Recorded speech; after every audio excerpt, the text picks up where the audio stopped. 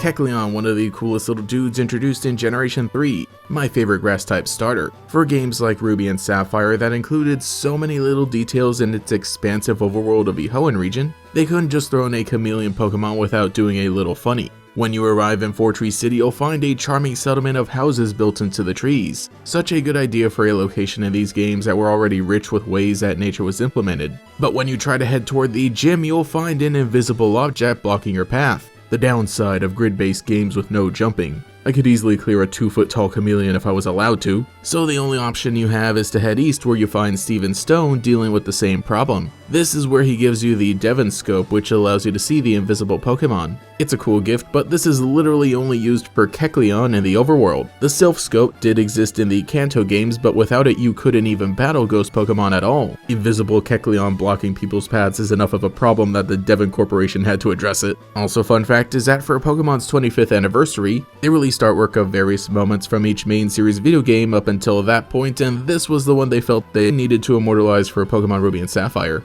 After revealing Kecleon, it'll either run away or attack you head on. And this is our chance to capture this Pokemon. They'll be at level 30 and won't have any dangerous moves to look out for, but they will have the ability Color Change, which is exclusive. I always thought it was pretty cool. When hit by a move, Kecleon's type will change to the same type as that move. It's a great way of incorporating the concept of chameleons being able to camouflage into a turn-based video game like this. The problem is that it's actually pretty easy to exploit. Because the opponent is the one in control of the type change, they can easily make Kecleon one type and then just hit it with a super effective move. I really love what they did in Generation 6 when Kecleon was given Protean as a hidden ability, which changes type based on the move that the user selects. And with it getting access to newer priority moves like Shadow Sneak and Sucker Punch, it was actually a pretty fun little guide to use. But back in Ruby and Sapphire, this battle isn't all that difficult. Though I will say that this is one of the more creative roadblocks in the video games and is definitely pretty memorable. This is one of my favorite little moments in Generation 3, but interesting that yet again, it was never adapted into the anime. What's really curious about this fact is that Kecleon actually appeared in the anime back during the Gold and Silver era. Yeah, I know there's a big battle in the Johto League against Harrison, who's from the Hoenn region, but some random episode even before that is when we saw Kecleon's debut alongside its purple variant.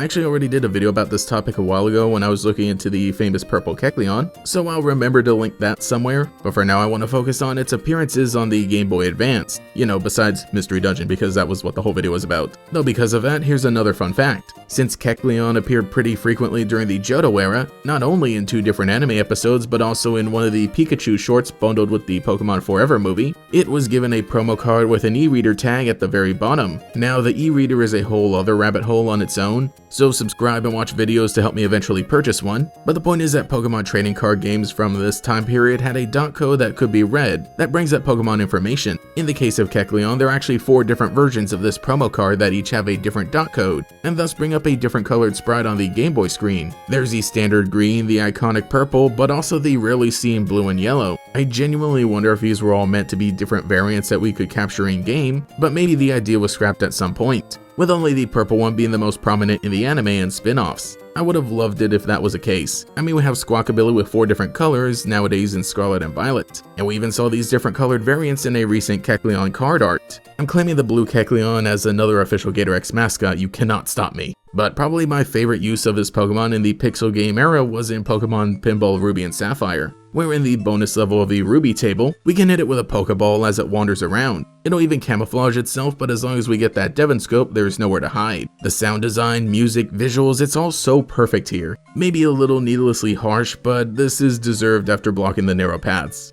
It's a fun and memorable part of one of my favorite spin-off games. Make sure you bully me in the comments to eventually make a full video about that too. I realized that by the end of this I kind of just started rambling about Kecleon itself rather than the specific moment where it blocks a bridge, but hey, it's all kind of relevant. I think that this is yet another little fun way in which these games tried new ideas to great success. Sure, it basically served the same purpose as a smashable rock or a cuttable tree, but it was all about the presentation. Though this Pokemon has been pretty scarce as of late, we only ever see it camouflaging to this degree in the Hoenn games, and everywhere else it was a different kind of special encounter, so I'd love to see it return as an overworld Pokemon, just being very invisible except for the red stripe. So let me know what you think in the comments below about Kecleon, and if you caught the first one you ever saw, or if you beat it up like the bonus level. Anyway, off I go. Ooh, I'm invisible now. Ooh.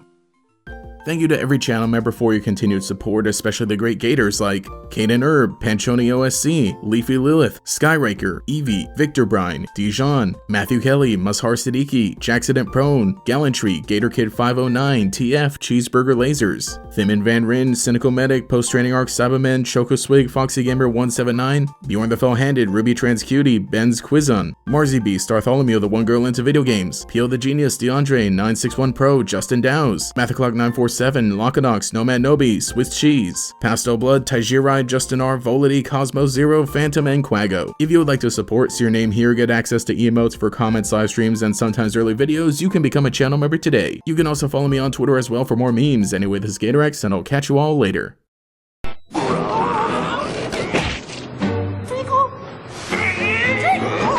Pokémon? Meet Pinball. There's a new way to try and catch 'em all. And Pokémon Pinball Ruby and Sapphire. Only for Game Boy Advance. Rated everyone.